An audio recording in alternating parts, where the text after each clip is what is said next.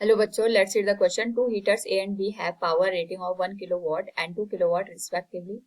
Those two are first connected in series and then in parallel to a fixed power source. The ratio of power output for these two cases is, here we have given four options. Now to answer this question, first we will discuss here the key concept, and here the key concept is given as combination of given appliances in case of the power.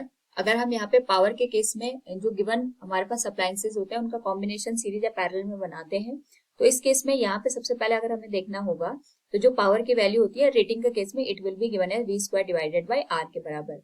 तो जितने भी voltage हमारे पास यहाँ पे रहती है किसी particular country के लिए हम उसको कॉन्स्टेंट रखते हैं किसी भी गिवन जो अप्लायंस है उसकी रेटिंग के करस्पॉन्डिंग। तो इस केस में हमारे पास जो पावर और रेजिस्टेंस होते हैं एक दूसरे के रेसिप्रोकल होते हैं, तो हम यहाँ पे जो भी कंडीशंस होती है उसके केस में वोल्टेज को कांस्टेंट रख के चलते हैं और यहाँ से हमारे पास जो रेटिंग की वैल्यू है उसको कैलकुलेट करते हैं। एक तो हम इसको यहाँ पे ये जो फॉर्मूला हमने यहाँ पे डिराइव किया है उसके पर्टिकुलर केस में यहाँ पे इसको सॉल्व कर सकते हैं। दूसरा यहाँ पे हम डायरेक्ट अगर हमारे पास सीरीज कॉम्बिनेशन होता है तो हम इसको यहाँ पे जो भी अप्लायंसेज होते हैं उसके केस में जो हमें कंबाइंड पावर है उसको निकाल सकते हैं 1/P1 plus 1/P2 plus 1/P3 के केस में, और दो ही अप्लायंस होते हैं तो हम इसको लिख सकते हैं P1 P2 divided by P1 plus P2 के केस में।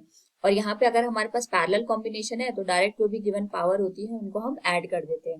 नाउ क्योंकि हमारे पास यहाँ पे फिक्स्ड पावर सोर्स है, यहाँ पे फॉर्मूला यूज कर सकते हैं जो अभी हमने यहाँ पे डिस्कस किया है, तो हमारे पास जो डायरेक्ट वैल्यू हम इसकी वैल्यू कैलकुलेट कर लेंगे। तो जो सीरीज में हमारे पास पावर की वैल्यू आएगी that will be given as 1 into 2 divided by 1 plus 2, this will be given as 2/3। और यही केस अगर हम पैरेलल कॉम्बिनेशन के साथ करेंगे, लेकिन यहाँ पे जो फिक्स पावर सप्लाई हमें दे रखी है that will be given as 1 plus 2, this will be given as 3 के बराबर। This will be question number 2। तो यहाँ पे जो सीरीज कॉम्बिनेशन है हमारे पास और जो पैरेलल कॉम्बिनेशन है दोनों का रेशियो लेंगे, this will become 2/3 divided by 3, तो ये आ जाएगा 2/9।